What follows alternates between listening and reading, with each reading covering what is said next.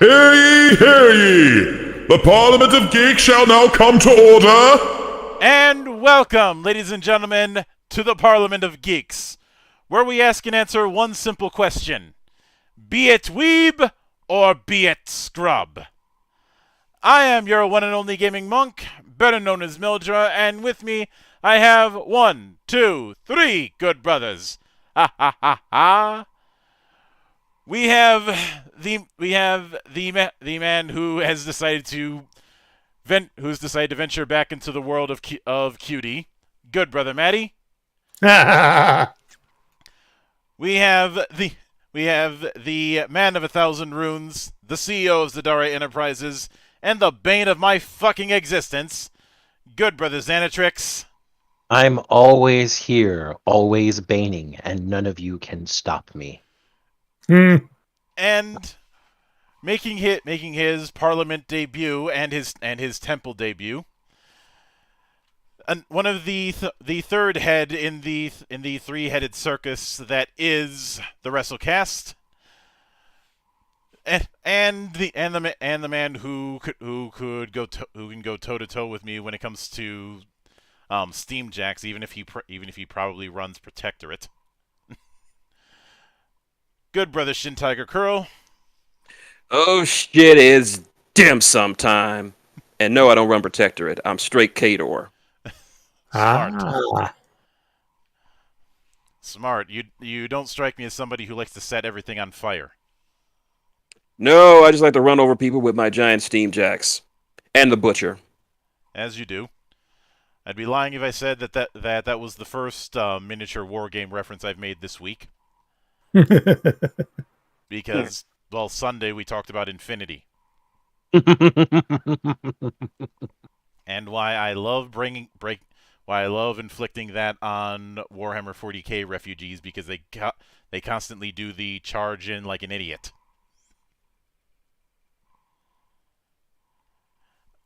But we are not here to discuss that.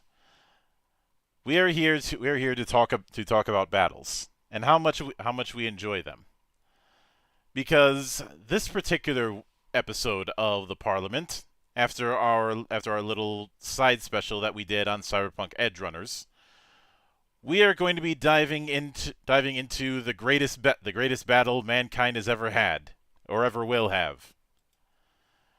Because this time around, the subject matter is Record of Ragnarok. But before I get too far ahead of myself, it is time to we have to do one little tradition that I keep jumping the gun on. Oops. Ladies and gentlemen, it is time to rise for our drinking anthem.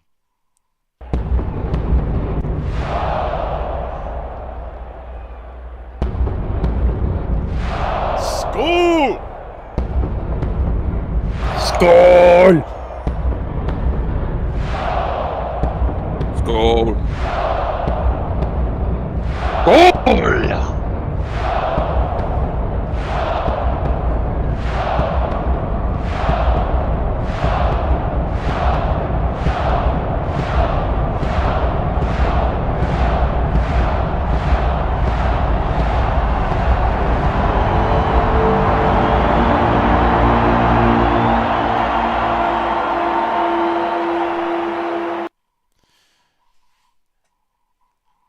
I'm getting there. It's just a matter of practice. The only way you get into Carnegie Hall. Mm-hmm. True. So, as a bit of an aside, and I know I mentioned this during the special on Edgerunners, but the wheel ended up landing on Record of Ragnarok at the last 0.01 seconds. It was dangerously close to being something else, but the wheel just happened to stop right at the right time. Whether that's fate or something else, I'll leave that up to you. Now, technically speaking, obviously we only covered Season 1. I know that a Season 2 is in the works, but I don't know the date of Season 2. just a approximation of, I think it's supposed to be sometime early next year, Something like that. Mhm. which, again, that's an approximation. And of course, of course, there's also one other elephant in the room that we have to address, and that is the fact that whenever I would bring up that I was watching Record of Ragnarok in other conversations, people would tell me the anime handled it like shit. The manga did it better. And while I'm sure that argument could be made, there's a lot of other works where that argument could be made.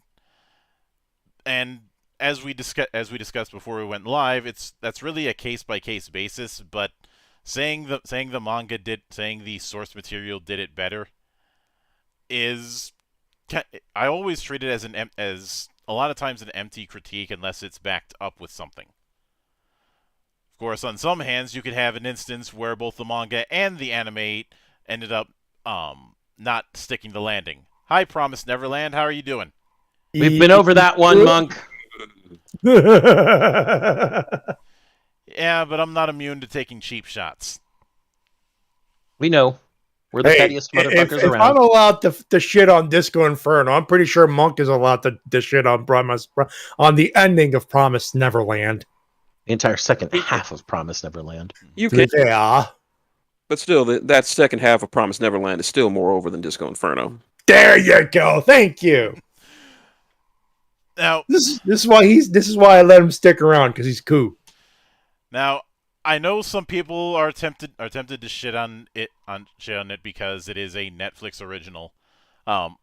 Putting aside the reputation that Netflix has these days, I don't think it's fair to shit on any specific work just because of what platform it's on. No, we just shit on the platform for bad access practices. Yeah, I think we tried at least one or two episodes on Netflix, and it was giving us trouble. To be fair, I was tasked with the screen sharing capability, and I am on a POS computer. Story of my life, really, when you think about it. But it was still giving us some headaches. The Windows version, the Windows app. Yes, Windows has apps that you get from the Windows Store. Stop laughing! It was pre-installed on the Windows 8 version of the computer before it updated up to Windows 10. You could not do screen share over it, so it had to be over the browser version, which was better, but not by much. The big reason why we called an audible on it is the fact that we were dealing with audio and visual desyncing, which is a deal breaker for me. Mm-hmm. If the audio is not matched to what is going on the screen, that's a huge issue. Yep. And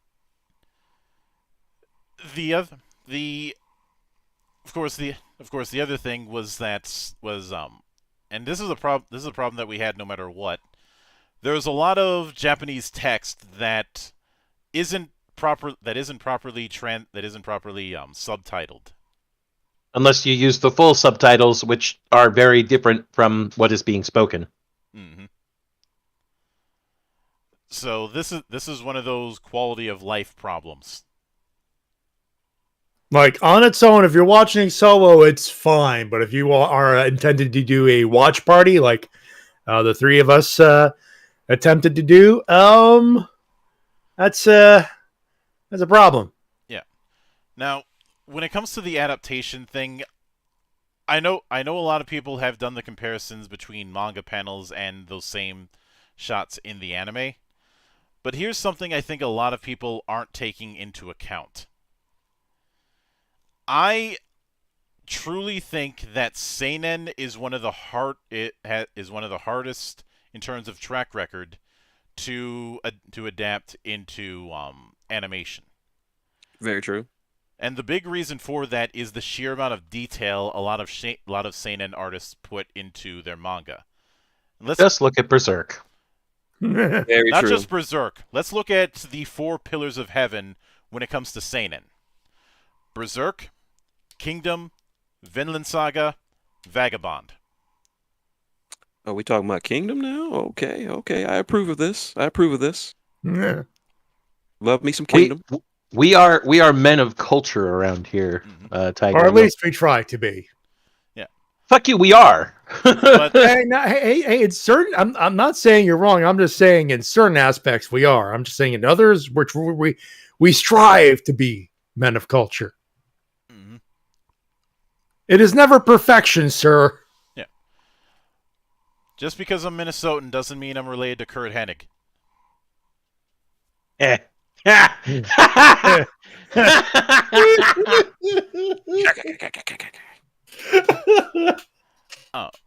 But you look at the panel works, especially even whether it be single panels or even splash pages in a lot of those manga, and the amount of detail and the amount of ink work is frankly insane. And trying to convert that into animation, where sometimes you don't have the benefit of that level of proper shading. Yeah, it's going to be a bit of an ask. And obviously Berserk is the biggest victim since the closest thing to a proper adaptation was probably the 3 movies. Yeah. Vagabond has not had an adaptation at all, and the Kingdom anime took a little bit of getting used to for me because I tilt very easily when it comes to CG and anime. The only one that's had real success that we've seen is Vinland Saga. Mm-hmm. I heard. Yeah, that one's the only one whose animation didn't bug me. No, and when it comes to the multiple chances with Berserk, you obviously have the '97 version, the movie trilogy, but we don't talk about that ever. And the newly re-released Golden Age arc done as a TV series instead. That happened this year. I haven't Last seen season. that one, but knowing where the bottom is, there's nowhere to go but up. Very true. It's Studio The- 4 Degrees again. Yeah, I always call them Studio 4C. Oh, it's supposed to be 4 degrees Celsius, I think, or something like that. Yeah. What did they do? The previous Golden Age arc movies. Mm-hmm. Okay, I gotcha. Studio 4C has been around for a while. Admittedly, a lot of people are more likely to recognize them for doing anime cutscenes for a bunch of different video games.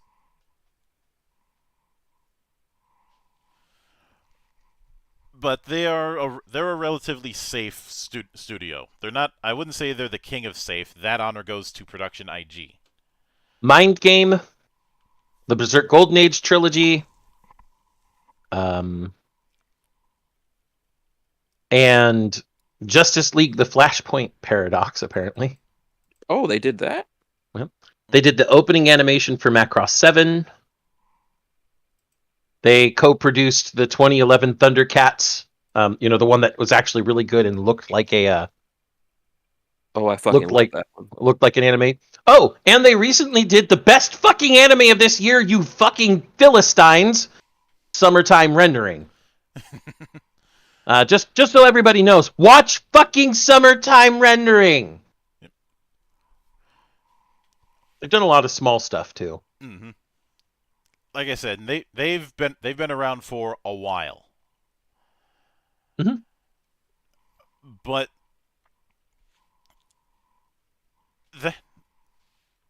and of course to my knowledge, no studio has attempted to adapt Vagabond into an anime.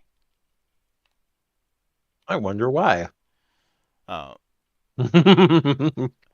Yeah. If you're gonna do Vagabond, you got to come at her correctly. This is not a horror that you can buy off the street. This is Vagabond. You got to come. You got to romance this son of a bitch. well, Yeah. especially given who the artist is for Vagabond. Murata. Yep. Yep. Good stuff. Good stuff. Mm-hmm. Now, Record of Ragnarok, which is still ongoing. It's been a ongoing seinen manga since 2017. And was published in Tokuma Shoten. So something not Young Animal for once. Well, I should say former. These days it's published by Koamics. And it's had a couple side series as well, including one more that's planned because apparently everybody's trying to do side projects, even when the main one isn't finished, which bugs the hell out of me. But I'm getting ahead of myself. A lot of manga do that, though, Monk. Yeah. The animation studio involved is Graphinica, who started out in 2009, but they don't have a lot of stuff under their belt, but they've got a decent amount of things. One of the main ones is Hellsing Ultimate and Hellsing the Dawn. You know, Monk, remember what I said about how all the characters looked like something from Kota Hirano's works? Mm-hmm. I rest my case. Yeah. Specifically, they worked on the last 3 episodes of Hellsing Ultimate, and I think a whole different studio had worked on the other ones. Some of the other stuff that they had done was Muv-Luv Alternative. They're co animating alongside Yokohama Animation Laboratory for the Legend of Mana anime. That's It's super good. Mm-hmm. Oh my god, it's super good. Oh yeah. Reminder to everybody out there. Remember that Zan watches nearly anything that he thinks is cool every anime season, and this season I'm watching 23 anime. Yeah. Expelled from Paradise is also in their catalog, and criminally underrated movie. Everybody should watch that. It's super good mecha. As well as Wonder Momo, a adaptation of Wonder Momo, and the project Another World. They also did the opening animation for Project X Zone 2, for what it's worth.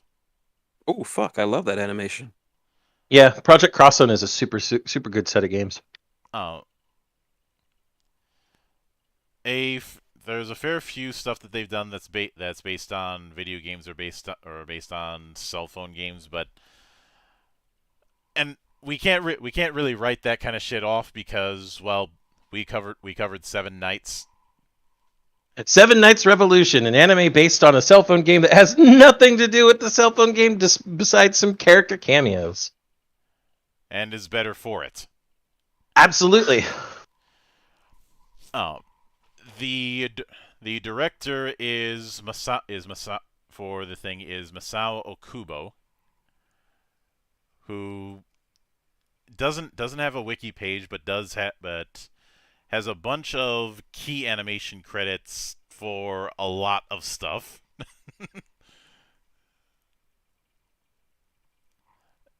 and the writer is Kazuyuki Fudeyasu. Kazuyuki Fudeyasu? Yeah. Who's been a screenwriter since 1997. And one of his you'll love this. One of his screenwriting credits. Oh, Monk, do not warp. We do not need Zan to go full Zan mode until that episode or that fight. Yeah. It's But- X. I know, Monk. I'm well aware that he wrote for 5 episodes of X. Yeah, but a lot of the stuff he's done, but that's his main script role. A lot of the stuff he's done has been either screenplay for film, including the last 2 Sailor Moon Eternal movies, and series composition for a bunch of stuff, Including Record of Ragnarok. Mm-hmm. But for just to give a quick rundown of series composition, things that people will know: Hajime no Ippo, Kampfer, Jewel Pet Kiradeko, Hetalia Axis Powers, Walkure Romans, is the Order of Rabbits, Monmusu or Monster Musume, Black Clover, Recovery of an MMO Junkie, How Not to Summon a Demon Lord, That Time I Got Reincarnated as a Slime, Welcome to Demon School Iruma-kun, Interspecies Reviewers, Bungo Stray Dogs 1, Review of Healer, and In the Land of Leodale. All of these are... He started small and got big. Well, actually, no. So, he started with X, so he started short, big and got big. Couple of big ones, couple of duds. A lot of big ones. Mostly good shit. By the way, Kempfer, I used to like it, and then I rewatched it again this weekend and put it on the wheel. We might have one of them shows that we've been looking for to rip into. It is 12 episodes. It does fit, Monk. It does. Hajime no Ippo, I'm very well familiar with that one. Yeah, Recovery of an MMA Junkie is actually pretty good as well. If you want to put that in the Recovery of an MMO Junkie. Yeah, yeah, it's pretty good. How Not to Summon a Demon Lord. Great song, great OP. I'm going to mention right now that if anybody calls the ecchi shows duds, they are not connoisseurs. I'm not going to say duds for duds' sake, you know. Duds, as in if they were on the show, they'd probably be the Neil would be near the scrub territory. If There's no way we're watching Interspecies Reviewers. No, we're not. no, I have the uncensored version. yeah, but the thing is, if you want folks who are self-conscious about watching something that might have ecchi elements, Gigguk is that way. Gigguk married a woman who essentially based her entire internet career around being I'm gonna say it, being an ethot. Mm-hmm. I just can't resist the urge to take some shots at Gigguk because anytime I see a mech series doing well, I have this urge to rub it in his face. Witch of Mercury. Oh wait, I'm sorry. Witch of Mercury is just the most recent one this year. I'm not going to go on the tirade, but Gigguk, that statement didn't age well from day one. No, in fact, it aged like milk. I think that gives a bad name to Milk, Monk, being compared to his take. Oh, wow. Okay, fine. It aged like soy milk. Better, since he's a soy boy. But if there's one thing to note when it comes to the way Record of Ragnarok presents itself, it has an understanding of scale, and I can't help but wonder if somebody was taking notes from the promo videos that New Japan and Noah do. Oh, yeah. I considering the structure, I could see that. I can see it. Yeah. I don't have any proof of that, but it's just one of those suspicions. If it came out that was the case, I would only nod and say that makes sense. Yeah, it's very clear. Even if it wasn't specifically inspiration drawn from New Japan and Noah, it's very clear that the author definitely took hallmarks from that type of fighting sport entertainment. It took cues not just from the scale that professional wrestling, at least in WWE, can do. Obviously, New Japan, Noah, obviously the influences are there, but any combat sport, boxing, when it gets really grandiose on a major main event card, especially on a major bout, we're talking Mike Tyson, Evander Holyfield kind of hugeness, that kind of stuff. Very. So they take cues from UFC and Coliseum, and the Coliseum itself, open air Astrodome, brother. Mm-hmm. Yeah, it does feel homey for someone like me. Yeah.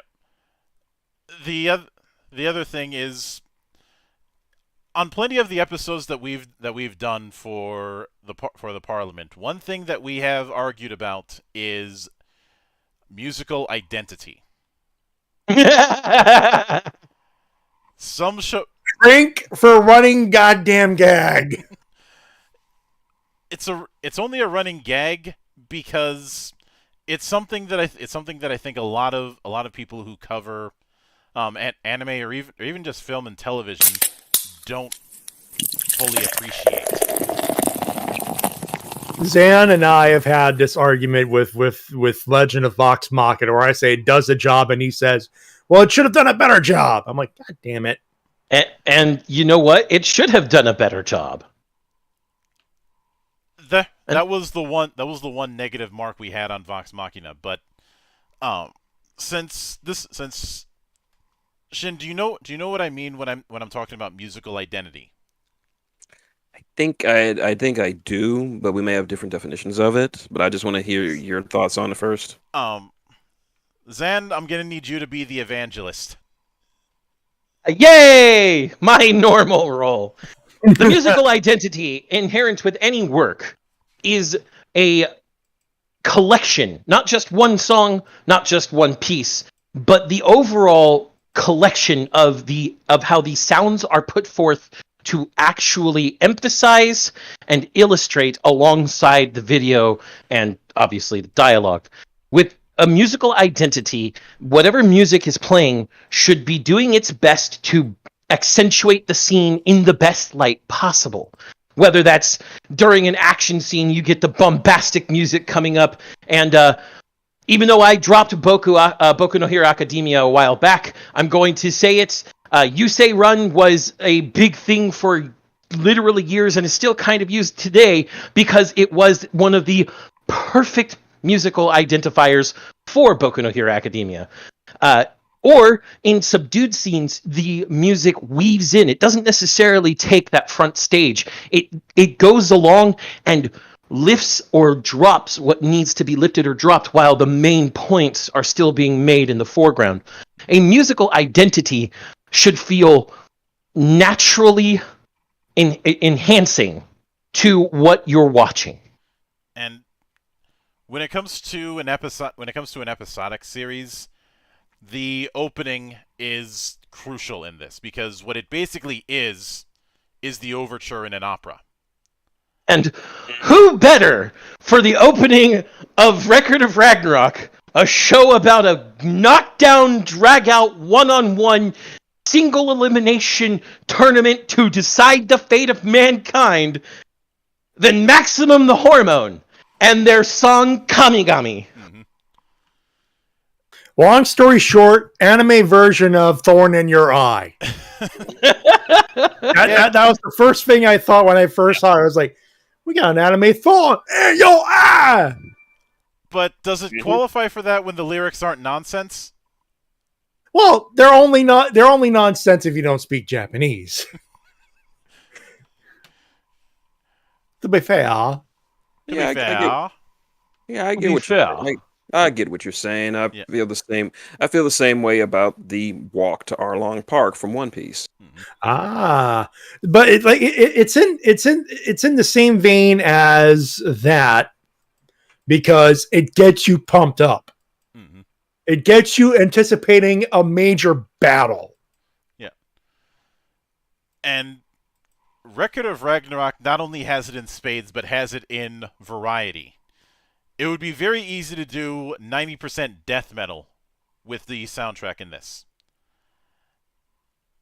And yet it doesn't, because even with the high notes, it knows how to keep a variety of tracks, but also to keep a variety of themes to match the emotion that it wants to evoke.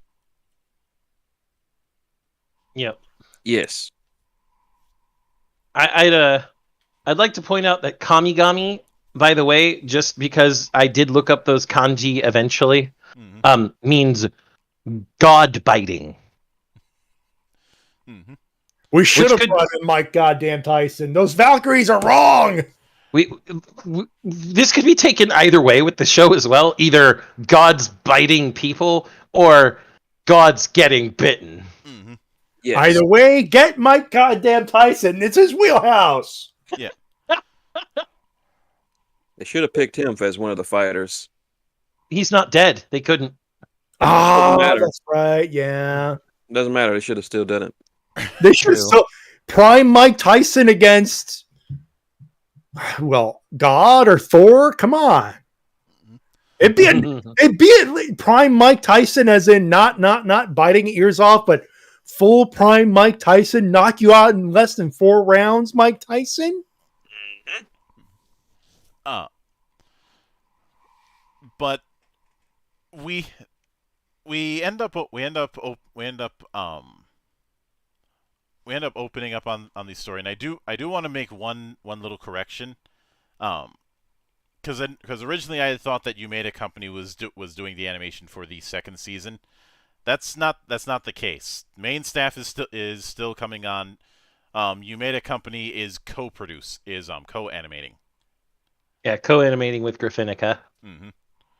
So Okay. it's not we're not dealing with a One Punch Man season 2 here. Oh, thank God. We will eventually get into the thick of the Madhouse bullshit. Yeah, I've had that particular topic on standby for Geek Watch about the Madhouse curse. Yeah. Even though Brother JT thinks that I'm exaggerating it. I can go to their page and show it. But you know my rule of 3. So, I know. But the start of the affair is this. We have this gathering of the gods, since apparently it's been 1,000 years since the last meeting about whether or not humanity is not worth the trouble anymore. Yes. And anybody who's studied mythology will see some familiar and not so familiar faces. But one thing that you will see very clearly, the gods are assholes. Yep. Which is a given. Except for Aphrodite, who just speaks with her tits. By the way, the button, Maddie. Oh yeah. This is we are way beyond, ladies and gentlemen, and I mean way beyond this segment brought to you by Tits. Why not territory? This fully earned. Aphrodite has fully earned this. Bosoms, melons, milk factories, busts, fun bags, knockers, ballistics, boobies, jugs, nipples, jubblies, stonking great tits. Her tits are so big, she literally has 2 stone golems holding them up at any time. When she talks, they waver around, and when huge explosions happen, they flap up into her face. We ended up putting a moratorium on this episode brought to you by Tits because we would end up running it to death. Every episode brought to you by Tits. Yeah, this entire season is brought to you by Tits. Why not? Aphrodite is the type of woman that would probably kill Beavis and Butthead from sheer blood loss. Yeah. He'd probably still fuck them too. They'd actually get the score. It would be death by snoo stew and wait, blood loss? Which way, the nose or the dick? And it's like, well, yes. Check it out, Beavis. Breasts have arrived. Yeah. But They're gonna score. the one dissenting voice in the matter is one of the 13 Valkyries, Brunhilde, which, knowing what Zen and I know about Norse mythology, makes us laugh that the leader of the Valkyries has that name. If I were a smartass, I'd ask, how's Sigurd? If I were a smartass, I'd be like, "Where's the ring?" Oh,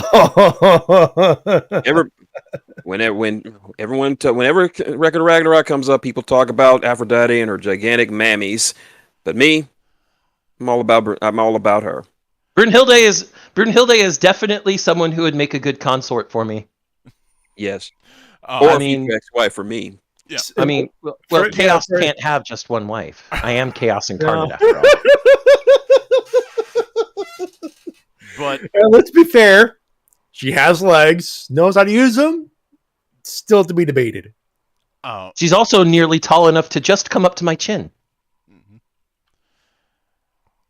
but I just happen to like strong women. but I think we all do. she ends up presenting a counteroffer, even though the vote to destroy humanity is unanimous. That counteroffer is Ragnarok, which, instead of being the final battle, Twilight of the Gods that we know from Norse myth, is a tournament of death. 13 humans, 13 gods. First to 7 wins. If humanity wins, they'll be spared for another 1,000 years. If we lose, then humanity has become the Toronto Maple Leafs. Folks, And, it's literally a playoff. It's literally first to it's 13-13, first to 7 wins. Like I said, the most high stakes single elimination death match ever created. It's not just single elimination. It's literally a playoff. Mm-hmm. Yep. So we're both technically correct in that. By the way, we speaking of Brunhilde, I love the kind of woman that can kick my ass. Thank you, Spike. I would have You know, on my Steve- ass if I didn't push it. Steve, that is probably the best line you ever spoke as Spike Spiegel, and we thank you for it every day. Also, Brunhilde, blue hair. That already does it for me. Fair.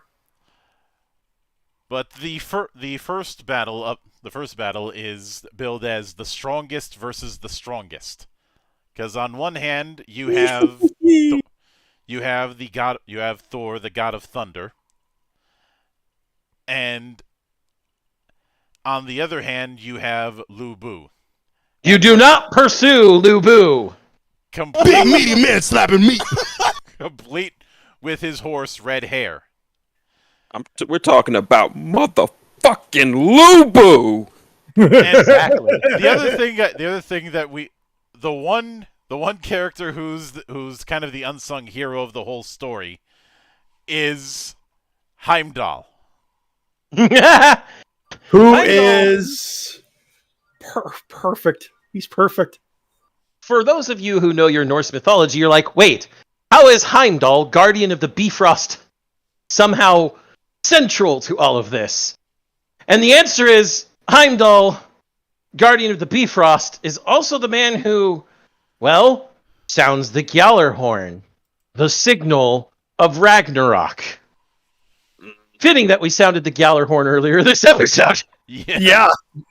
And so Heimdall not only plays our trumpeter, but he also plays our ringside announcer. He basically plays Paul Heyman. And now you've ruined him for me. Thank you. Well, let me How? rehabilitate the matter. He's Bobby Cruz. Better.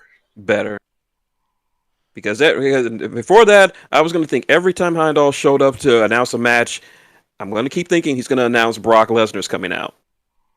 And you know what?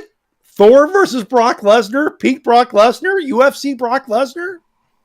Ladies and gentlemen, representing humanity, the Beast Incarnate, the 1 in 21 and 1, Brock You broke your mic with that one. Yeah. He's like It's rare that he's like somebody me. outside of Zan breaks the mic. He's like me. He knows how to do it. Brock Lesnar. You know, Pretty- Monk, I have an explanation for why I break my mic. You know the explanation, I'm sure. Yeah, because of your favorite voice actor. One of my favorite voice actors, excuse me. No, not only that, I subscribe to the... Breathe, Zan. Breathe. Breathe. I tried to say it with a straight face. It's hard to do so. Well, don't say I it. just subscribe to the D-Boy School of Microphones. For those of you who don't get it, go watch Tekkaman Blade. Yeah, that's a lot of screaming, folks. Oh god, now it's doubly ruined for me. Oh wait, What? Why? Because now I'm hearing Heimdall as Paul Heyman, as done by New Legacy Inc. yo! That is a complete you problem. Yeah, I'm gonna have to say it. That's a skill issue. What am I doing? What am I doing here? Gods! Oh, this is your mythology. What are you doing? But the other thing that is very interesting is, and that is shown throughout, is getting the reaction from the crowd, including other figures who were not chosen, as well as the fact that Brunhilde is seconded by Gull, who could be considered the audience surrogate, even if she is an audience surrogate in the I can't believe what's happening kind of way. Very. yeah.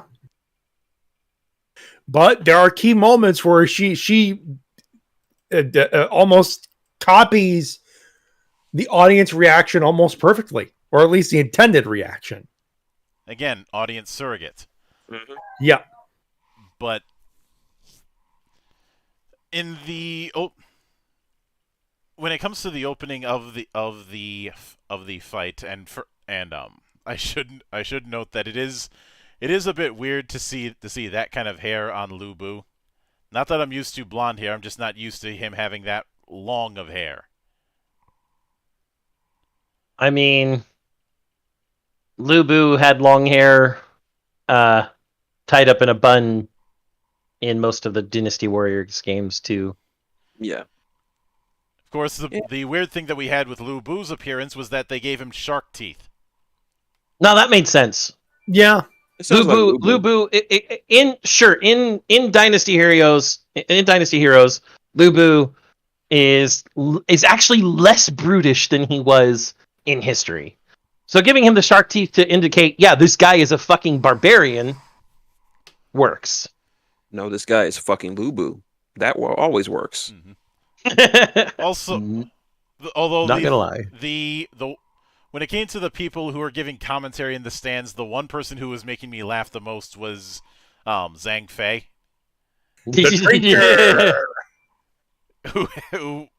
who apparently was ordering rice wine by the fucking barrel. When we sounded the yellow horn, when they said skull, he was already 3 barrels deep. Mm-hmm. Skull! That's 4! I think Zhang Fei is the only person who could outdrink Andre the Giant. He'd give it a hell of a shot, that's for sure. Why do you gotta talk about me? Nobody drink more than Andre the Giant. Hey, big gay boss, how about this matchup? Yeah. No, baby oil. Alright, no baby oil. Gotcha. Uh-huh. What about Slim Jims? No Slim Jims. Damn it. But a lot of episode 2 is kind of going into not their backstory per se, but rather their legends In one case, the legend of Thor and his hammer, and in the case of Lu Bu, and this is another theme that they try to go with some results better than others, of going with presenting the story that people are usually told and what they're trying to claim is what really happened. In this particular case, the story is that Lu Bu was begging for his life when he was at the gallows. When Yeah. when in reality he was fucking bored because in his mind there was nobody else left to challenge him. He was technically One Punch Man. He was Lubu. Mm-hmm. Enough said. Yeah. But the other thing that's revealed early on is him being able to deflect Thor's hammer with his halberd. And this is where you have the primary ace in the hole, although it's a high-risk gamble. There is a technique that the Valkyries have that allow them to essentially unite with a chosen representative of humanity and act as a divine weapon for them. The good news, it pretty much sets them on the equal footing, so it is truly mano a mano and not a squash match because the gods want a squash match. Yeah. No. The bad news, if the competitor dies, the Valkyrie dies as well. Or if the weapon is broken. Yeah. They die as well.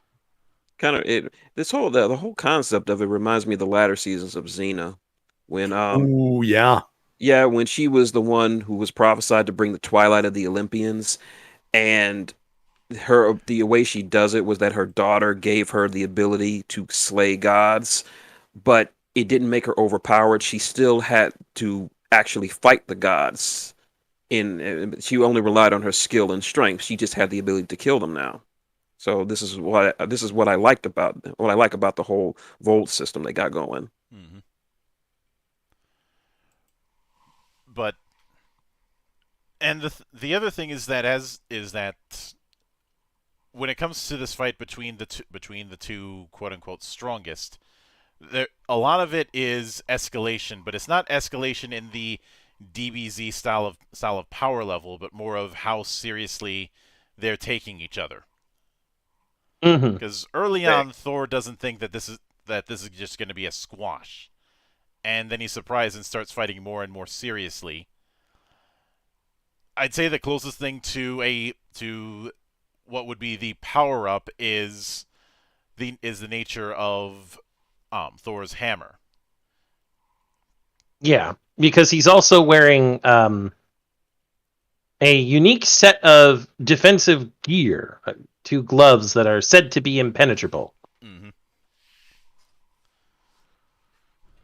And most think it's to protect himself from his own hammer. When in reality, it's basically a limiter. It's to protect that. It's to make sure the hammer doesn't fuck up the entire fucking planet. Mm-hmm. To simplify it, of course. It prevents Mjolnir from, quote-unquote, awakening and becoming something more akin to a living being.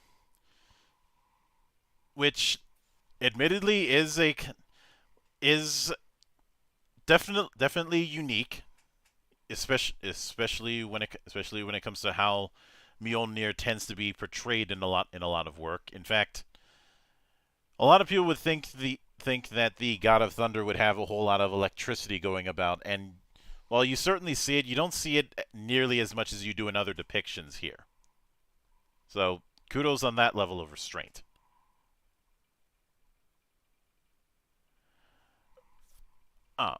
And as an aside, I do appreciate that it's essentially an oversized one-handed hammer instead of a pole hammer like it's often been portrayed. Yeah. I could take or leave it, really. Like a lot of people will go with a two-handed pole arm style warhammer. when in a lot of the prose, it's described as just this oversized, one-handed hammer. Or the one you see in the Marvel movies. No, in the anime, they make it look like, well, they may look like a big fuck off band hammer. Yeah, it's Huge. It's huge. Mhm. It's That's fucking huge. Or to put it in French Canadian, c'est gros en tabarnak. Oh God, you nearly sounded like the duck there. You nearly sounded like Really? you nearly sounded like a Quebecois duck. You did. I did not expect that. I have to call it like I see it, Maddie. I'm sorry. Don't turn into a duck, please. But near the end of it, both of them try essentially what would be considered a killer move, and in fact, Lu Bu's was one that he was practicing so much there were piles and piles of halberds.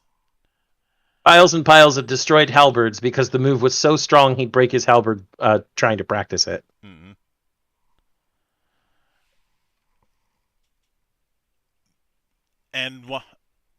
But the thing is even though the weapon was strong up until it broke, his body was not strong enough because trying to block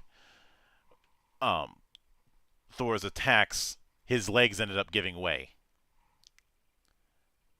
And it's a nasty sight to behold to see a man with his shins just completely fucked up. For those who have not seen the anime, Sid Vicious. The wrestler Sid Vicious, not the other guy. Mm-hmm. Yeah. Those longtime wrestling fans know exactly what the fuck I'm talking about. But after the one move he had been practicing was not enough, and even riding on red hair didn't help him. He ended up losing because, well, he lost his head, and it's revealed that there's one little caveat with this. The Battle of Ragnarok is a battle of souls.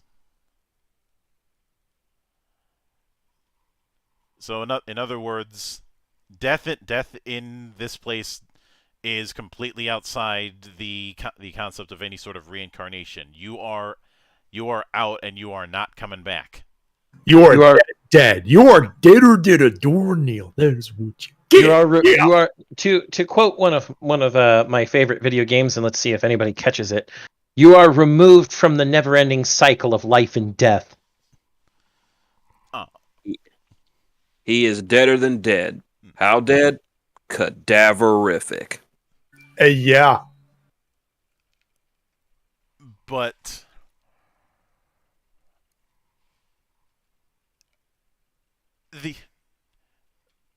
after that is the next fight. Ooh. And this fight was the next god was supposed to be Shiva, who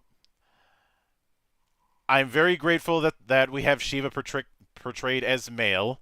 Due to the Final Fantasy games, people keep thinking that Shiva is female.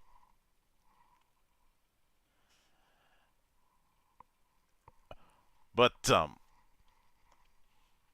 Zeus decides that he wants to take the next fight. But he only decides it after seeing the next competitor, Monk. Because it's humanity's next fighter that prompts Zeus to tell Shiva to fuck off. He literally pulled the Vince McMahon. I think he's more effective in his kayfabe than Vince McMahon, though. Oh, no, absolutely. I'm just saying in comparison, it's the best comparison, you know? It is. I also think he could wrestle better than Vince McMahon. Oh, absolutely. I should note that this version of Zeus is fairly spot on to how he is in the myths. Capricious, quick to change, capricious, mercurious, quick to change his emotions at any time, unreadable at some points simply because of his particular emotions, and also a huge motherfucking dick. You know, Zeus is a dick is a meme for a reason, and this is no change from that meme. And a Greek hero approaches Zeus and says, "You banged my mom." And Do you have any idea how little that narrows it down? Yeah. If Ric Flair was truly immortal, hell, he pretty much got the Ric Flair entrance. All that was missing was "Thus Spoke Zarathustra." woo! And this matchup, spoiler alert, fucking dusty finish. Fuck you. But the other half of the equation, his dance partner in this, is the father of humanity, Adam. Baby! As in that Adam, as in the biblical Adam, as in Adam and Eve. Adam. Mm-hmm. This was a Baki fight. This was a Baki fight with Baki level muscles. Exactly. Only on one side, though. Mm-hmm. Zeus comes out as this scrawny old man with Hermes playing a violin concerto from Bach that Bach thinks is played better than he's ever heard it played before, which, you know, makes sense considering it's literally a god playing the Bach concerto. But Zeus is all like, yeah, this song never fails to pump me up. And pump him up, he literally does. Scrawny, hunched over old man then goes... Pump you up! Yes, that old skit. He literally went, this song is going to pump me up! And expands to... Let's just say that if this were a story about how the Grinch went Jim Bro, the Grinch's muscles grew 3,000 times that day. Mm-hmm. When we say Baki level muscles, we mean Baki! Go watch Baki, by the way. Great anime. Let me tell you something, brother. Zeus is gonna rain down lightning on you, dude. And Adam and Zeus ends up making an early mistake of just doing trying to do this lightning fast punch to end it quickly, only to get punched in the face. Well, first Adam just dodges everything. Mm-hmm. Punches, kicks, an attempt to... Divine Axe was the name of one of the kicks that attempted to chop him down like a tree. Mm-hmm. And then, finally, when he does one of his he's just been dodging, and then finally, Adam's like, these are all cool moves. Turns around, does the same exact ones. Mm-hmm. Meteor punches, all the divine punches, the divine axe, and Zeus gets hit. Mm-hmm. So Zeus is like, fuck this shit. I'm gonna do the move I stole from my dad. And we get this backstory about how during the Titanomachy, which they pronounced incorrectly, but, most people don't know how to pronounce Titanomachy, which was the war between the Titans, the primordial Titans of old, and the Grecian Olympian gods. Yep. Their children. It talks about how that happened in some far-off corner of the galaxy and how he finally beat his dad Kronos. But his dad Kronos used a punch that, literally stopped time.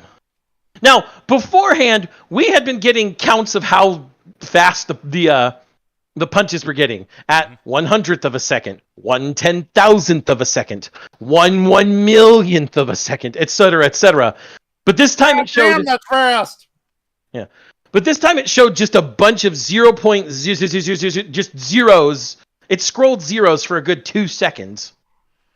And then at this point, folks, you just hit this button. Holy shit. Yes. And upon seeing that, Wally West says, I'm not impressed. And at that point, time has basically stopped for this punch. And Zeus is going to punch Adam and kill him. only for Adam to do a cross counter with the same punch, which has the unfortunate effect of turning Zeus's head 180 degrees and breaking his neck.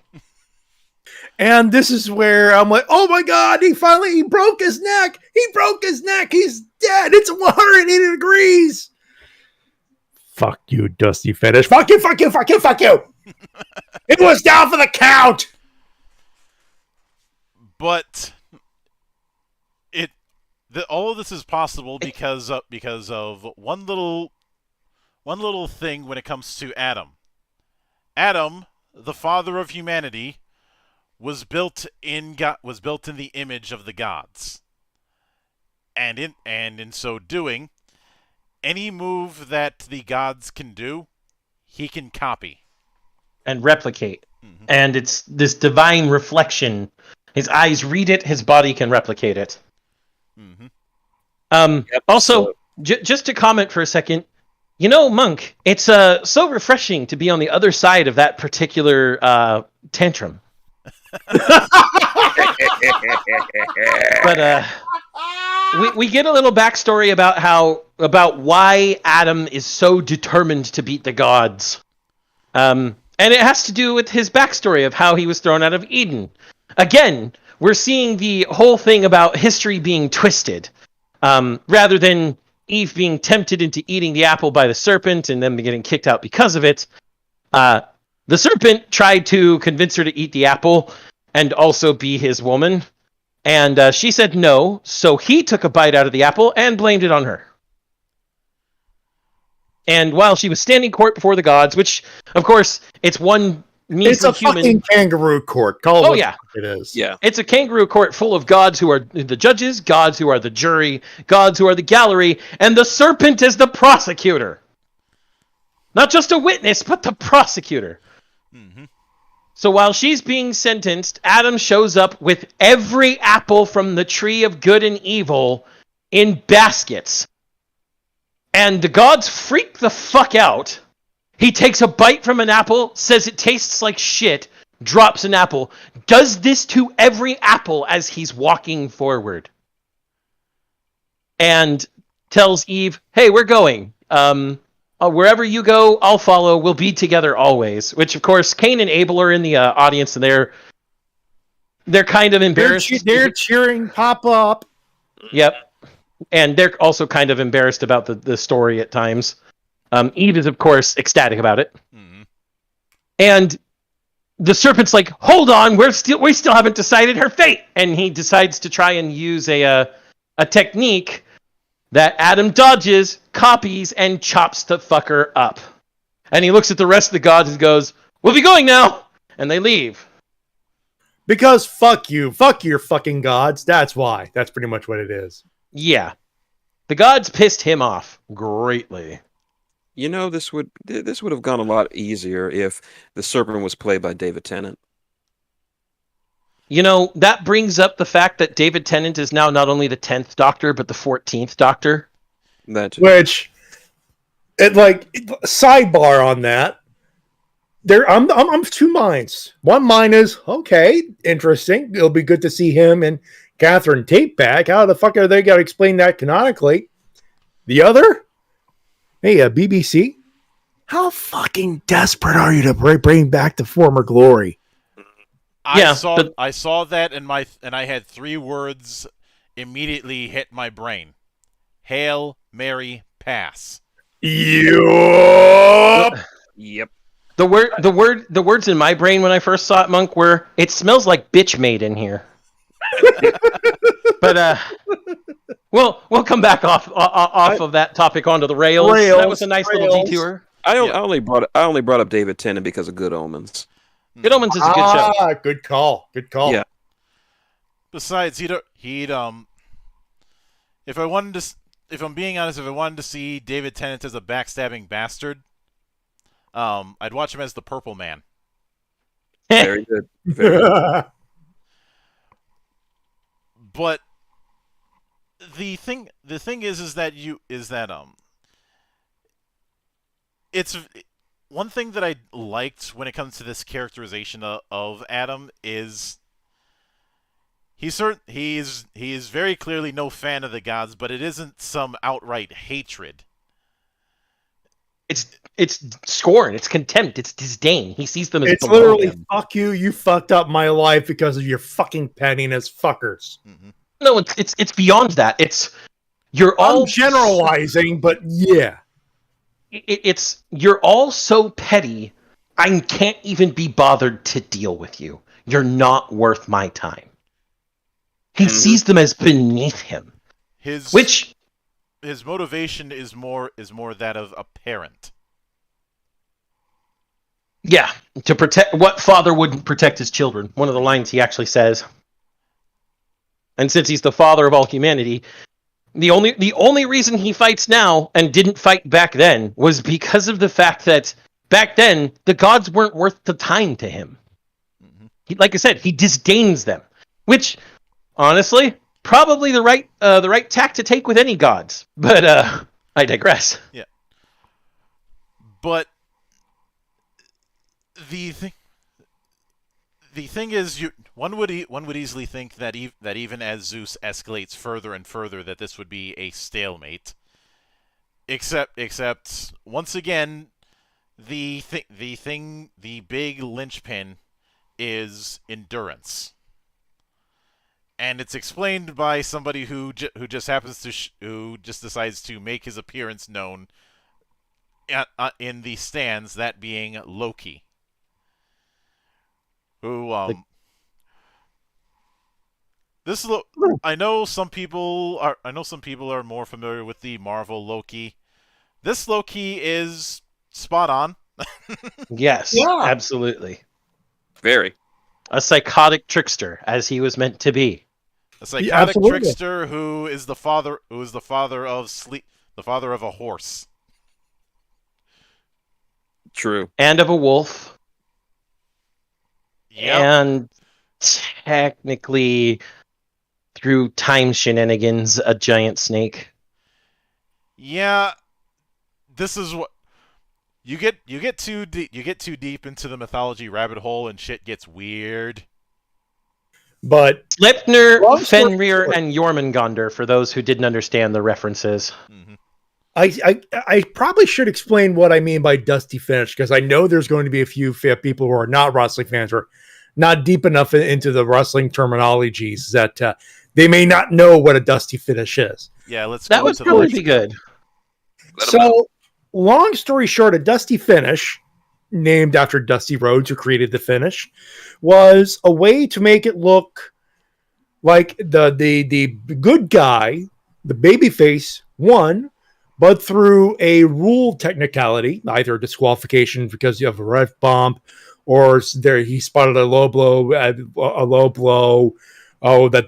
was not recognized until after the matchup, where the ruling of the matchup would be changed, either by disqualification, count out, whatever, where the bad guy would win in the end. Mm-hmm. There are varieties. Sometimes it's injury. Sometimes it looks like someone won. They didn't. It's more of a way to protect the bad guy or whoever the world champion was at the time. So it's not a technical dusty finish, but fucker broke his neck. Mm-hmm. Anyone else break their neck, they're fucking paralyzed. At the very least. Zeus should have stayed fucking down. Yeah. He was out. He was done. But then he gets up and... By movie logic, he was fucking dead. Yeah. And the entire reason Loki comes in to talk about endurance is because Zeus decides to go into his final form. Yes, the giant Baki form was not even his final form. Get the meme out of your skin, out of your blood, out of your guts. Maybe just leave those all over the ground for using such a dated meme. I'll take your death certificate for currency as I burn you in the pits of chaos. But he compresses all his muscles into a smaller frame, which looks just as disgusting as it sounds, and it's great. I love body horror. That's a great tack to take. And Loki is like, well, we've got Adam, who has been using divine reflection this entire time, so his brain is beginning to overheat, and Zeus, who has compressed all the muscles in his body as tightly as he can, which he can't hold out forever in that form. So it's whoever's vitality, I guess the way he put it, overflows and breaks first. And he visualized this with two cups full of wine. Yep. 2 goblets full of wine, full to the rim and then just over to where the surface tension keeps that dome. Anyone who knows surface tension with liquids knows what I'm talking about. Mm-hmm. But inevitably, Adam ends up being the one who starts to crack, because first off, you see Byakugan levels of lines all over his face. Not lines, veins, what am I saying? Yeah. And second, he ends up using it so much that he effectively went blind and still kept fighting. Yep. He eventually grabs onto Zeus's hair and he's like, "I got you now," and just starts pummeling him. Until it's very clear that that Adam was already dead by this point, but the sheer amount of will that he had was keeping himself punching. Yep. This is visualized initially when his eyes go blind by the goblet that he was represented by cracking. And while they're still having their knockdown drag out, Adam does eventually punch Zeus to the ground. Standing in the triumphant uppercut fist in the air pillar of light that you would expect from a boxing anime, only to be followed by the fact that this boxing anime is Ashita no Joe. Yeah. And if anybody knows that story, Joe dies at the end. Yeah. But Zeus is like, "I win," but he's already dead on his feet. But his tenacity kept him going, and this is portrayed by Adam's glass completely shattering. Mm-hmm. Now, as a side note, before we get to the next fight, let me just do this. Fuck! Because I don't want to fuck up my microphone. Yeah, I understand. But before we get too far and get to the next round, I do have to mention that the form that Zeus was in was called Adamus, Adam as in Mary, U-S. This is relevant because we'll be talking about another Adamus really soon. but Hey, Zan, I was salty. It's your turn, bitch. You're right! It is! Before we get into that, I'd like to address one habit that Brunhilde has that's revealed between the fights. Yeah. Whenever she gets stressed, she ends up wolfing down several licorice pies. So it's a specific type of Scandinavian licorice, salted licorice. Yeah. Which makes sense considering, Valkyries, Norse, Scandinavia. On the other hand, it's black licorice, and I don't care where it's from, black licorice is fucking disgusting. I can eat it in small amounts. It's disgusting, but it doesn't hurt my attraction to Brunhilde.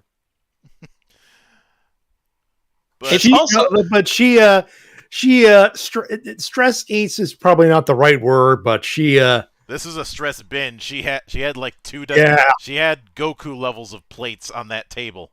I don't think it was. No. This isn't stress binging, guys. Remember that in between every bite, she's fucking cursing out Zeus. This is hate eating.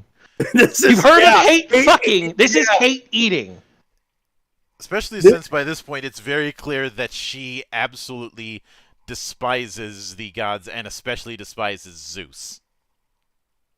Yeah. Like, if she could go in there herself, she would have ripped off the neck herself. Like, not even left on the ground, off the neck, shit down it. Mm-hmm. Probably because he probably screwed somebody she knew. He may have just screwed over her fate. That's what it was. No, even by her fate, it means someone she knew because Zeus is a bad, massive poon hound. No, I mean literally one of the three goddesses of fate: Verdandi, Erd, or Skuld. Oh, Oh wait, did Okay. anybody else think I'd be bringing up the goddesses of fate from fucking Norse mythology? Maybe Monk. that makes even better sense. But with her binge, she's reviewing the fighter for the third round, and she's like, "This guy," and it's a swordsman from the Sengoku Jidai era of Japan, and he even shows up, but he looks older than his picture. And Goal is wondering why he looks so old when the fighters are supposed to be revived in the prime of their life. Well, this swordsman never stopped practicing when he got to heaven. And yes, he was known as a godly swordsman even on the ground. This swordsman learned from all walks of life, not just from the sword, whether it be from nature or the craftsman or everything else around him. This swordsman never stopped seeking to improve himself, to become one with the blade, and never stopped fighting. Now, I know the picture I've painted. I know what you fuckers out there are thinking. You're thinking, it's gotta be the most famous swordsman in Japanese history. It's gotta be Miyamoto Musashi. Well, let me break that fucking illusion for ya! No, actually, no. I got the perfect button for this. I'm afraid I've got some bad news. So I've got some bad news. Thank you, Marty. But he's given one more title, a title that breaks this illusion: history's biggest loser, who's never won a battle. And at this point, all of you familiar with, well, Japanese history of any type go, Musashi won literally every one of his duels from the time he started being an ascetic. How? Why? I have so many questions! Yes, exactly. No, you see, they also have Musashi in the stands as a flanderized version of himself.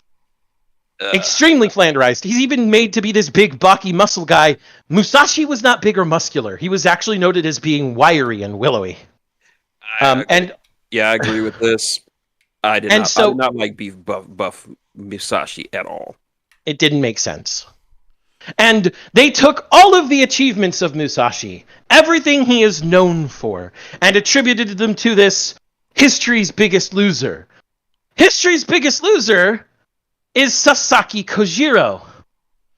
Now, to those of you who are astute, or watched Fate Stay Night too many times, you know that Sasaki Kojiro doesn't historically fucking exist! He's not even a myth! He is a pastiche of dueling partners that Musashi once had in his life. He's not real. And this twofold betrayal, I was so fucking angry. I'm still so fucking angry. Monk, should I hit the Copacabana? No. Damn it. That they would take the achievements, real achievements, of a man who wrote a book that redefined what it meant to be samurai, and give it to a person who doesn't fucking exist. When they strap me in the chair, please let them know the murder was just. Beyond all that, the fight is good. Yeah. Very. Because his opponent is none other than Poseidon, the brother to Zeus. And most of you may have an understanding of Poseidon as being a bit of a layabout, or a bit of a lackadaisical god. But no, this Poseidon, his understanding is, a god needs no armies, a god needs no one but themselves, for a god is a complete being, and humans are ants. He's extremely arrogant, but it's born of the confidence of being able to kill anyone. Which brings me to the second Adamus I was going to mention.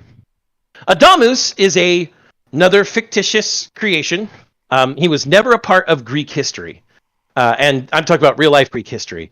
the conspiracy theory introduced in this manga is that he was actually the fourth of the three kingly brothers of Olympus. That he was between Zeus, Poseidon, and Hades, mixed in somewhere. And he was not happy that Zeus became king of Olympus, king of the gods, and said, I'm older, I should be the one to get it. And Zeus didn't even go to see him, but he did start a war with Olympus. And Poseidon went to see him and said, I don't need an army. I don't need any of that. I'm just going to kill you here and now. And kills him. Mm-hmm. And then demands that everybody forget his name and that there were never more original Olympian gods, only the 12 originals, and Adamus never existed. So that's a conspiracy theory. Adamus was erased from history because Poseidon said so. Yep. But as an aside, I want to note this. I kept making JoJo's Bizarre Adventure jokes with Poseidon's design. Poseidon does look like a JoJo character, that's true. But I will always say that Brunhilde looks exactly like someone straight out of Hellsing or Drifters. Yeah. Yeah. And so does, in this case, Kojiro. Kojiro absolutely looks like someone out of Drifters, for sure. You want to... I still haven't seen Drifters. It's on our wheel. Maybe we'll get it. Who knows? But when it came to Hellsing characters, the one person who Sasaki reminded me of is Pip. I can see Pip. I can see Pip. But I do have the voice direction is usually pretty good, but who had Keon Young do that really bad Japanese accent? So when Kojiro first appears, it's during Brunhilde's feast. And she accidentally knocks over her pitcher of milk. Eating. Yeah. Or her hate eating. Mm-hmm. And she accidentally knocks over her pitcher of milk when he first appears. And he uses his sword to catch the pitcher out of midair by its handle on the end of his scabbard, catch all the milk from midair, slide it up to the tsuba on his scabbard, and drink from it. And he says, cow's milk. And they're all like, yeah, he's a swordsman. Now, I would like to note that this bad Japanese accent fades out pretty early into his act. He stops using it. Good. For most of the act. But that initial bad Japanese accent, I cringed. I was like, that's terrible. It was the first thing I said. Keon Young's not a bad voice actor, so I chalk this up to bad direction. Bad direction. Somebody the vibe that I apologize in advance for making a wrestling reference, but what I'm reminded of is when Brody Lee did that episode of Talk is Jericho, and he talked about Vince wanting him to do a southern accent. Yeah. Brody Lee is from Buffalo, New York. And I get the feeling that the director told Keon to try and do a Japanese accent, and then they heard it and they're like, we're not doing that.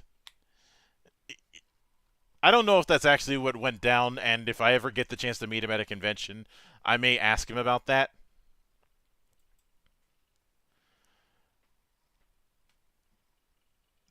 But yeah. it was not good. Yeah, my Minoru Suzuki was better than that. And my Minoru Suzuki is bad. Mm-hmm. I mean, is it hard to be Murder Grandpa though? You just have to murder everybody. No wonder. Don't give him ideas. He's been hanging around a lot lately. You know, that's fine. You know, if you die at the hands of Minoru Suzuki, at least you can die fulfilled. Fulfilled of pain and suffering. That's not Minoru Suzuki. That's Mr. Fuji. Oh, God. Yes, I am Mr. Fuji. Yes. No, you're not Mr. Fuji. You're Minoru Suzuki. No, Do not, do not let the monk influence you. No, I am It's- Mr. Fuji. I have to say this. It's clear Thor is angry that I'm talking about this because there's a thunderstorm outside my building right now. So if I suddenly go bye-bye, it's because I had to go bitch slap a thunder god. Just so you know.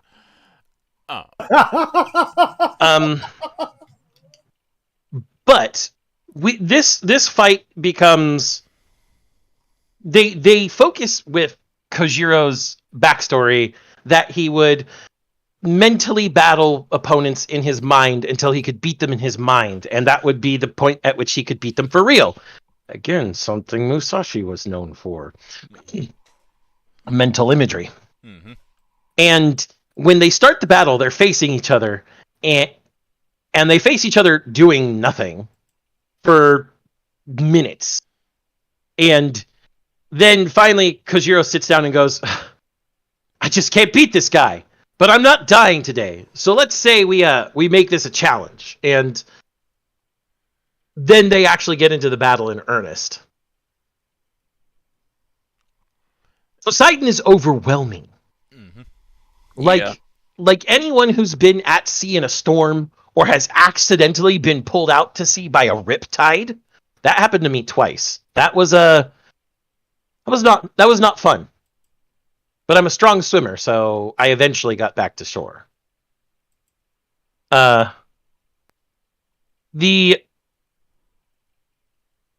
hidden depths, and this is actually something that is related to images that Sasaki has of drowning in the sea and going deeper, of Poseidon, are that he's fast, he's strong, and he's precise. It takes everything Kojiro has to dodge or block attacks, and even at some points, Poseidon still gets him. Mm-hmm.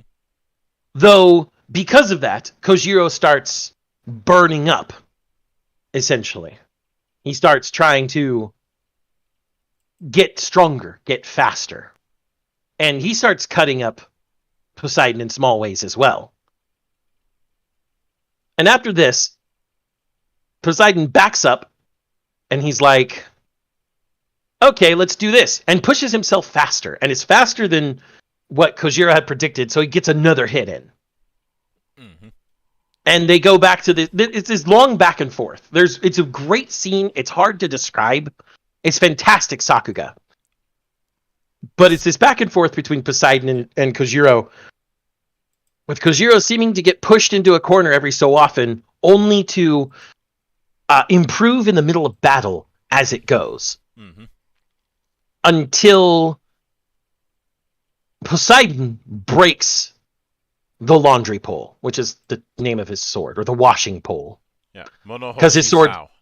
Yeah, it's named that because it's longer than a normal katana. It's about 1.5 meters long, comparatively. And the entire reason initially that Kojiro could get hits in on Poseidon was the Tsubame Gaishi, which everyone who's heard the story of Kojiro should know. The swallow's turn, or the swallow's retort. Yes. And it has to do with a sweeping chop downward with an almost instantaneous return upward, which is something you can't normally do with a sword. Monk and I know. Especially with a great sword the size of the laundry pole. Well, you can do it if you want to. If you want to break your arms. Or, fucking compensate. Mm-hmm. Your silences are deafening, boys. Yeah.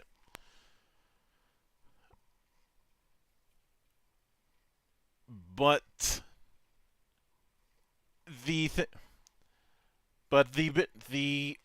big key to his tactics is essentially that whole image training. So a lot of the moves that Poseidon can do, his mindset is, I know that move. the reason he gets cut is just underestimating how fast it is, because, well, you need to know how fast it is if you're going to dodge or parry it. Yeah. But as the assault continues, the sword ends up breaking, and one would think, okay, he's screwed. A swordsman without a usable sword isn't going to do much. But this is where the ability of the Valkyrie who merged with him ends up revealing itself, because I know how you had the joke about how much you like a woman who can kick your ass, but Hriest in this series, I don't think you'd want to be anywhere near that.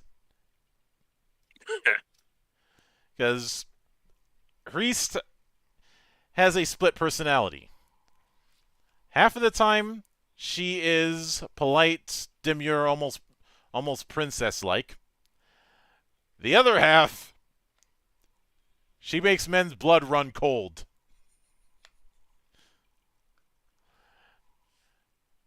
And we lost Zan. Ah, crap. Yep. Thor's about to get a kick in the dick. Yeah, Thor's pissed. I will give it a few minutes just to see if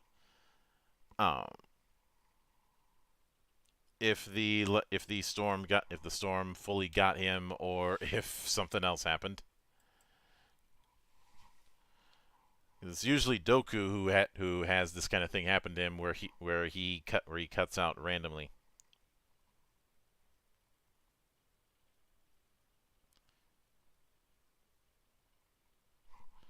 Hang on a sec, I'm texting him. All right. All right. Meanwhile, to extract as much comedy as possible.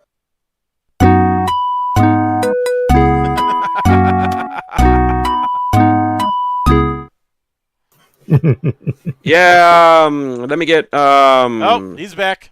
Hey, there we go.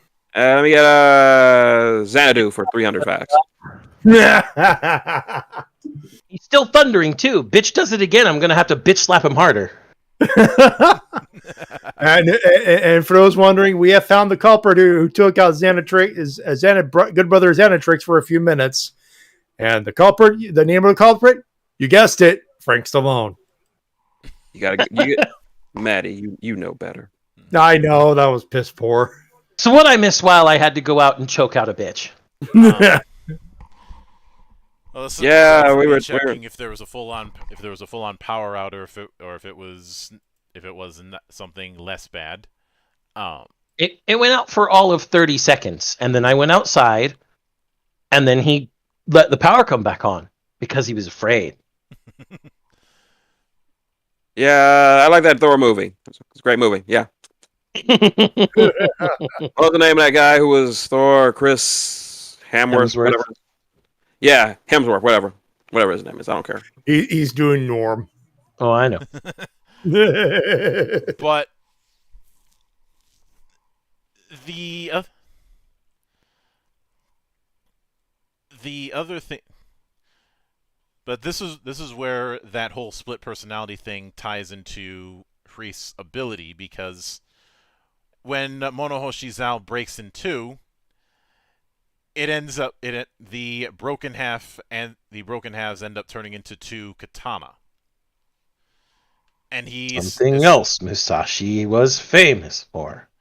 It's weird that he's famous for that when apparently in most of his duels he used an ore solely to piss off his opponents. Solely to piss off his opponents because they weren't worthy of actual steel. True. Well, that and showing up ridiculously late. Hi, Doku. How are you? No, see, Doku does it because he's Doku. Musashi did it because it was literally a tactic. Mm-hmm. Everything he did was tactical. Yeah, but joke still stands, though. There is this implication that he has been cultivating all of the knowledge that he's learned from all of the different schools that he had schools and sword saints that he had visited and surrendered to while learning from them, including the actual sword saints, Kami-Izumi, Nobutsuna Kami-Izumi. And who was riding a pig. No, he was riding a donkey. Yep. Yeah, he was riding a donkey. My mistake. But it's all of these people that he surrendered to and eventually beat in his mind, which means that he didn't actually have to beat them in real life because they knew that he would, just from the way his sword strikes looked on wood. And even in his younger days, this version of Sasaki seemed lackadaisical. He got shouted at for being late to training at his dojo. And yet, when one of the bigger students decided to pick a fight with him, there was a moment where he revealed his actual nature. Yep. Yes. Before surrendering, and his mindset was, well, if you hurt me too much, that'll affect my future prospects. Which pissed off no small amount of people. Mm-hmm. Elite.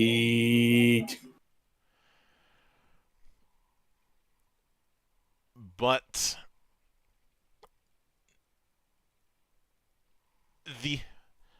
Poseidon's tactic is just to do more and more strikes and more quickly. Yep, to overcome him through sheer massive attack. Mm-hmm. Yeah. Which does tend to work a lot of the time, but with two swords and with an upgrade to his image visualization that they called the rather than calling the all-seeing eye, they called it like the eye of creation. Mm-hmm. The literal translation, I should say. I forget what the actual translation in the show was. Yeah. Eventually, Sasaki cuts off both of Poseidon's arms and then quadrisects him with a X-shaped cross slash in his body, causing him to fall apart. Where Maddie was like, "He's not dead yet," because he was so fearfully afraid of another dusty finish. Yeah. Except I was like, Maddie, his head has been separated from the rest of his body with part of his chest. I think he's gone now. I couldn't believe. I refuse to believe it. This has me a distrust of gods. Turns out he was fucking deader than Ned. Mm-hmm. So You should always have a distrust of gods. So I mean, it's healthy. Mm-hmm. So Maddie turned into Homer Simpson for a bit. He's He's just a little cut up. He's still good. He's still good. He's still alive. He's still alive. He's not on his shoulders. He's still alive. He's still alive. I was very close to saying, have none of you fuckers seen Highlander? There could be only one, and Yeah. it's over when their head's gone. Yeah. But with that, humanity has its first victory, which gives hope to everyone. The first W. Yeah. It's also where we get the first hint of emotion out of Odin, who's been watching the whole thing completely stone-faced, while his ravens do the talking for him. Hugin and Mugen are, as always, yappy sons of bitches. Mm-hmm. For any of you who know the stories about Hugin and Mugen from Norse mythology. In fact, I'm pretty sure. Although Odin does technically have a credited voice actor, but he barely. I think ECW era Sabu talks more than him. Oh God, yeah. I mean, Odin mostly does grunts and then also tells off Loki for appearing as Thor at first. Yeah. He tells him something like, "I thought I told you to never appear in that form again." Mm-hmm. But it also pisses it pisses off a lot of gods. It makes Shiva interested. It pisses off all of the Greek gods. Well, all of the main Greek gods. I don't think Aphrodite cared. She was more interested in boning Sasaki. Fucking. Yes. Mhm. And then, of course, Loki is like, this joke isn't funny anymore. Which shows that even Loki can't take an L no matter where he is. And Odin says nothing. He just smashes the front. He just front sits armrest. there looking like a bitch. No, he grips the end of the stone Looking armrest to his like chair. a bitch. Go with the joke, Zan. Come on. I was Yeah.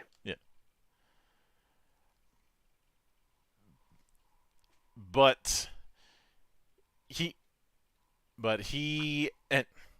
like he says, he ends up gripping the hand end of the rest to the point where the stone breaks. yeah. And there is a bit of cooldown afterwards, but it's revealed that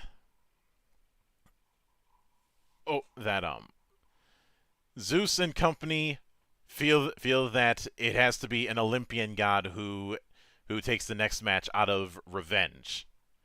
And they once again snatch it from fucking Shiva. Mm-hmm. Who just can't catch a fucking break.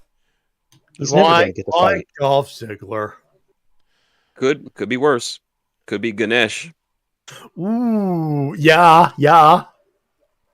I am Ganesh. This tournament offends me. Yeah, it could be Ganesh. Could be portrayed by Homer fucking Simpson. You are not Ganesh. Ganesh is graceful. When I hear the Ganesh impression, why do I keep thinking of Hedonism Bot? You can probably... I could buy a Hedonism Bot playing Ganesh. When I hear the Ganesh impression, why do I keep thinking perfect hair forever? Don't we all wish we had perfect hair, though? That changes length and color depending on your mood / will. Fuck, it'd be awesome if you're a cosplayer. You better let me fight the next match. You're just bringing on more wrath. But it's made clear that they need to actually start taking this thing seriously instead of a glorified exhibition match. Yes, they do. And in the tail end of it, they start the setup for the first match, and on one end is chosen Hercules, or is it Heracles? It's Hercules in the English translation, but both the katakana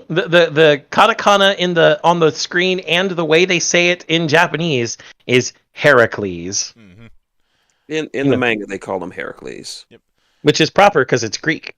Hercules is the Roman name. And on the human side of things, we've had up until this point what could be considered heroic characters. Lubu is a bit of a warlord. I don't think he can be heroic or non-heroic. Although, in the idea of wuxia, yes, he is absolutely a wuxia martial hero. Or at the very least, ideals that would be worth striving for in societies. Mm-hmm. Whether it be strength, whether it be that of a parent, whether it that of the pursuit of mastery. But then we have this motherfucker, who they Round 4 as this Andy motherfucker, as mankind's most devious murderer. Those of you must be wondering: is it Ted Bundy? Nope. Is it Jeffrey Dahmer? Nope. No, because just before they announce him, Grandpa Minoru Suzuki, believe it or not, no. Before they announce him, they change the arena. Mm-hmm. And they change the arena to some very, very familiar scenery. We have a giant clock tower. We have gas lamps. We have close together buildings and an all-pervading fog. It's Victorian England. And our next fighter is none other than that most infamous of infamous, Jack the motherfucking Ripper. And no, not Raiden. Nope. No. Nope. Jack the Ripper. The man who could be considered the first serial killer in terms of the mythology of serial killers. And he is a dandy motherfucker. With a clockwork eyepiece. Mm-hmm. Which made me think steampunk Jack the Ripper? Sign me the fuck up.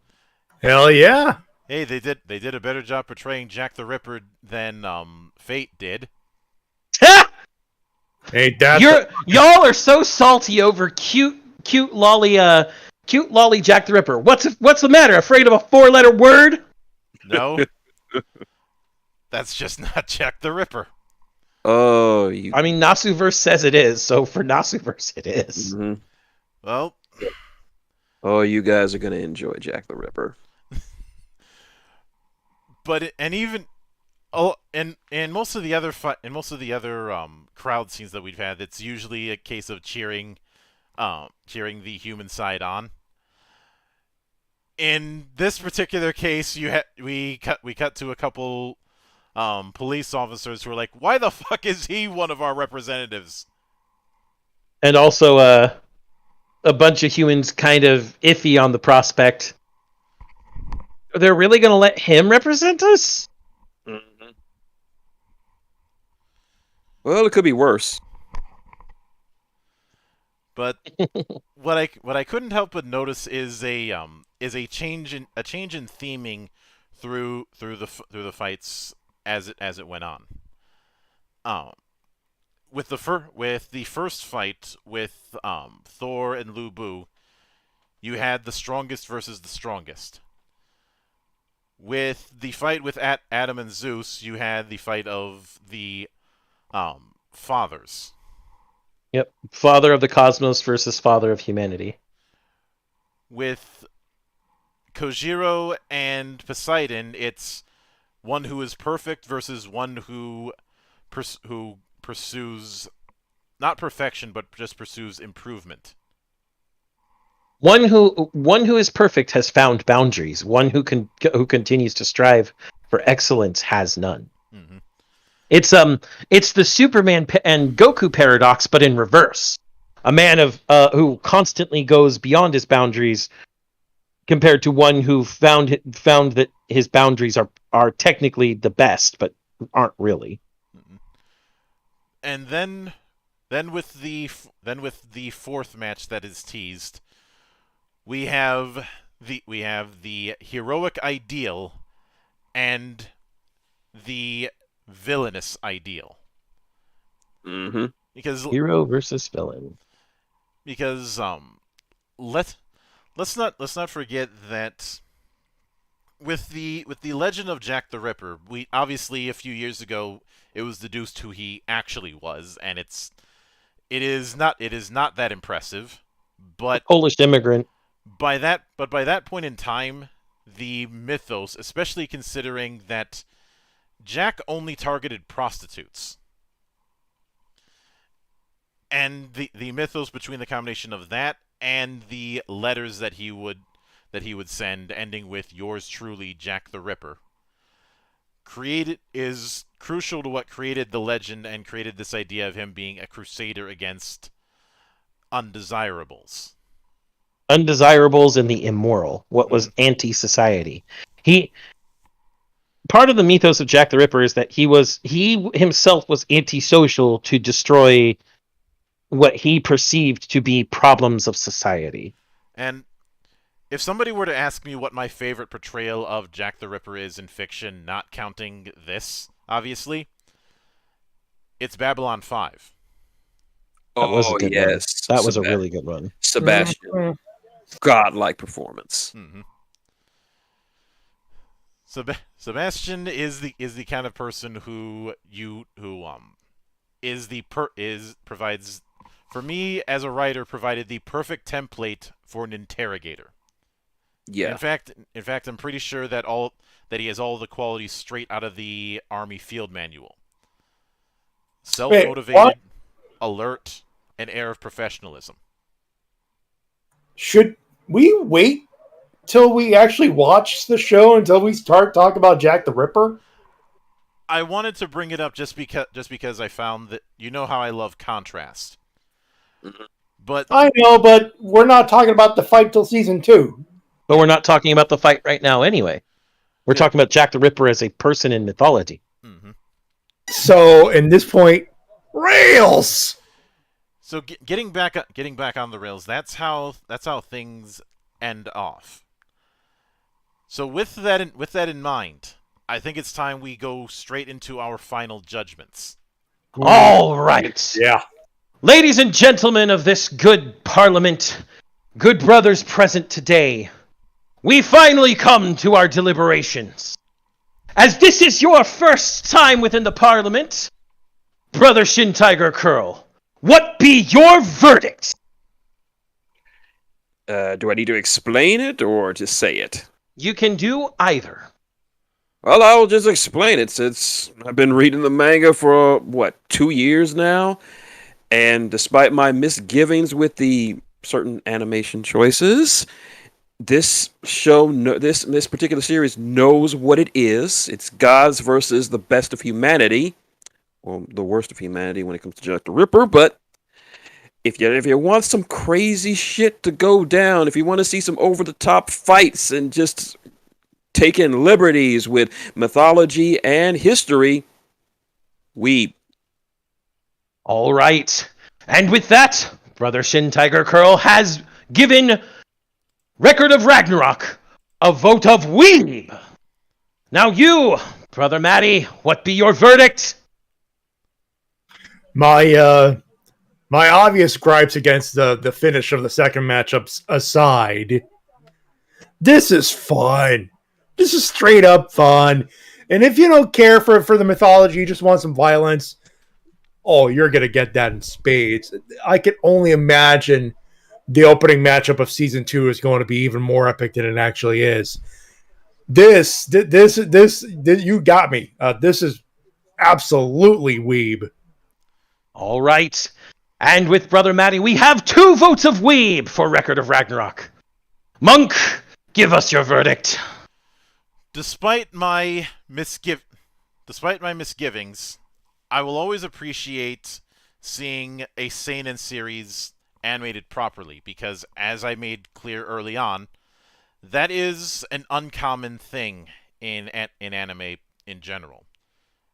And for the record, this isn't a new problem. This is a problem that's been around for a while, just because, as much as quick side note, as nice as the 97 Berserk anime was, there was a lot of cheating. So I bring that up just to demonstrate how rare it is to see proper animation when it comes to seinen work. That being said, despite the issues that we had with Kojiro and a few other mythological portrayals, I'm willing to put it aside for the greater good, if you will. I don't have They're good. Shut it! Because of the theme that it was trying to go for. That is a bit of a stretch, but it's a stretch I'm willing to do. As I mentioned already, there's a very strong sense of musical identity, and this was a very breezy anime to go through. If we didn't have the 3-episode-a-week rule, we probably would have binged it in 1 week or 2 weeks. We would have done it in 2. We would have done it in like 2, yeah, for sure. And that speaks to the quality of it that we kept going. In fact, I ended up making the joke of, "Is it Monday yet?" To include with our normal Valley of the Judged, is it Friday yet joke. Mm-hmm. But above all else, this particular thing had to make a strong impression given its source material, and while there's definitely the manga is definitely a cut above in terms of how the fights are portrayed. That's not enough reason to write this off. So with all that said, my vote is Weeb. All right. And with the monk, we now have 3 votes of Weeb. As for myself, I jokingly said at one point during the Kojiro fight that it was scrub, because all of the things they robbed from Musashi to give to someone who doesn't exist. Yes, I was being a salty, petty asshole, but as you all know here in the monastery and in the parliament, we are petty assholes. And that grants me the access to hit this button. Down here, salt is a way of life. Obviously, Indeed. the environment down here is all salt. The ceiling's salt, the floor is salt, the walls are salt, and to an extent, the air is salt. And you breathe that in, and you can constantly taste the salt. Yep, that's true. But for me, the animation style definitely suited everything within this anime. Everything was absolutely on point with the animation. There wasn't a wasted frame, there wasn't a shortcut used unwisely, and it all serves to tie together for the greater purpose.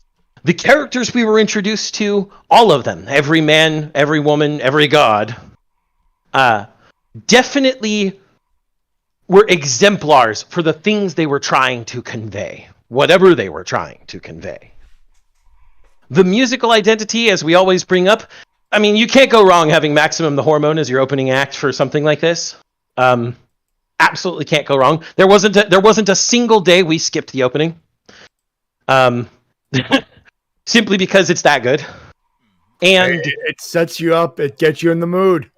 yeah, for any of you who haven't heard the opening theme, go to YouTube, look up Maximum the Hormone Kamigami, and listen to it. It's fucking epic. Above all, we are seeing that there are rules, and the rules are being kept to.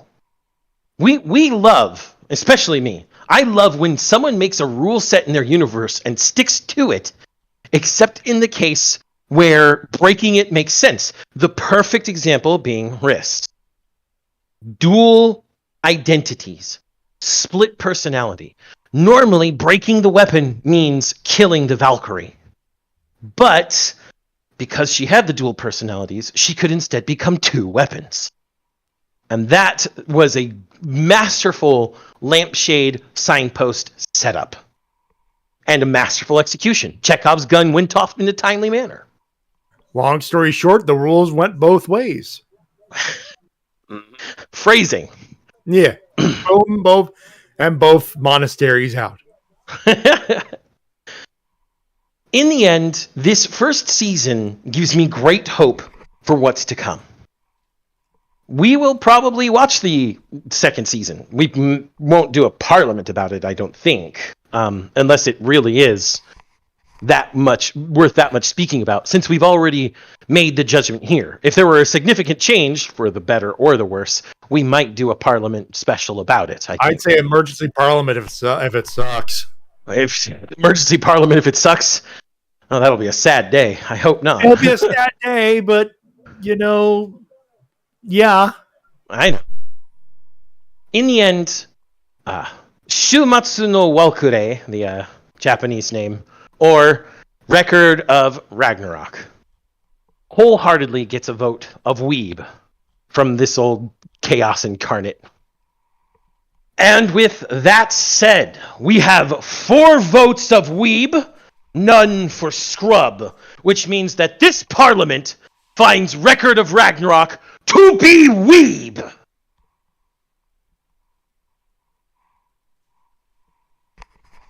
And things will certainly get interesting when it comes to the second season, and I'm willing to wait because, well, slow and steady wins the race. And good things come to those who wait. Mm-hmm. Mm-hmm. Very.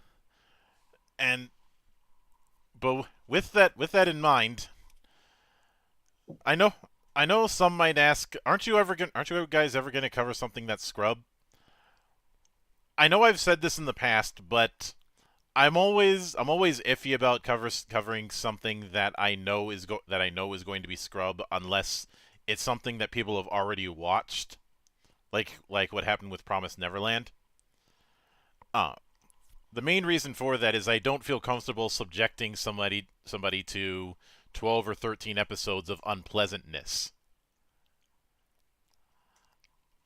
Unless it's bad enough that we can riff on it. Which we are very capable of doing. The four of us, really, when you think about it. Mm-hmm. Very. But the other reason is I don't like going. I'm not one of those angry reviewers who goes out of their way to highlight the bad. That goes completely against the philosophy of the temple. We're always here to highlight the good and find what lessons can be learned from the bad, if there is any. Mm-hmm. We want to elevate things and expand the hobby, not destroy it all. Because so far, even though we've only done like 11 episodes, we've only had 2 scrubs. Promised Neverland, which I knew was going to be scrubbed from the outset. And Shibuya 15, which we didn't know was going to be scrub until we watched it. Again, interesting premise. It just didn't stick with us. Mm-hmm. Gotcha. So not to say that it's bad. It's just we didn't like it. Yeah. So with that said, and I'm going to do I'm going to do the screen share on Discord for you guys for this. Oh, let me turn mine off then. Yep. Make it easier for everybody. Plus, I'm pretty sure we're done with the buttons tonight. Yep, we are done Yep. with the buttons. No more buttons. Zippers only. So you should be able to see it. I see. There it is. Where is it? Wheel of morality. Turn, turn, turn. Tell us the lesson that we should learn. All right. Shin just same thing you did with mine, except with Monk. Mm-hmm. Or click on watch if the screen still popped up. Yep. So can you see it, Shin? Yeah, I can see it. All right. So let's spin. Let's see. What do we got? Let's see. Noragami! I have that, and I have it in English dub if we need it. Nice. I also don't know if it's listed anywhere else. Hold on. Let's go to Just Watch and check. Now, Noragami does have 2 seasons. I think we should only watch the first one. That is the plan that I had. Okay. Because Aragoto is good as well, but then that's a combination into 24 episodes. So for streaming, the options we have are Crunchyroll and Hulu for HD.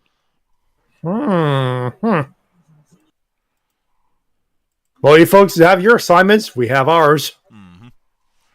Of course, if need be, we are not limited to that because we have our means. We have our means.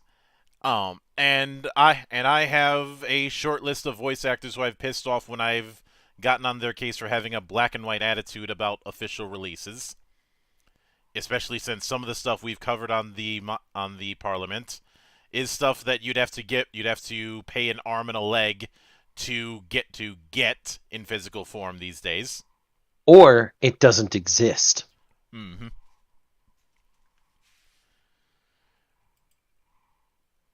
And as this isn't a Space Station 13 situation where it's where we have something great that you shouldn't try and set up.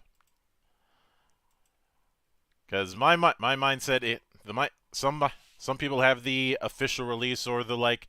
My mindset is I don't give a fuck how you watch as long as you're watching. Yep, we want you to be able to watch the things we're watching that we recommend that you watch because they're fun to watch. That's part and parcel of this whole thing. And I've already ranted in the past on how even though there's the official release for Thunderbolt Fantasy, I implore everybody who wants to take a look at that, don't watch the official release. Yeah. And in fact, I'd like to bring that up just for a second, as a continuation of that. The reason we don't think watching the official release is a good idea is that the subtitles have the Chinese names for the characters, but you're hearing the Japanese pronunciations, so it's confusing. The easiest thing to do, because we're gonna have to do rails again here, boys. Long story short, if you can do, no one can blame you if you can't. I wasn't done yet, Maddie, but okay. Finish your thought, and then we'll wrap up. The same issue comes with a new anime this season, Kokyu no Karasu, which is a really good story, but everybody's names are translated into Chinese instead of the Japanese pronunciations.